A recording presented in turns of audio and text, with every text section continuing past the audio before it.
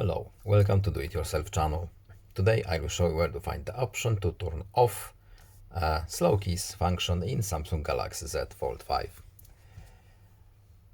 To look for this option, we have to go to Settings, then we are looking for accessibility functions here, and under Interaction and Dexterity, when we scroll down, we have slow keys.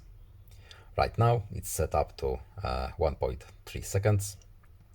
We can of course change it however we want, up to 20 seconds even.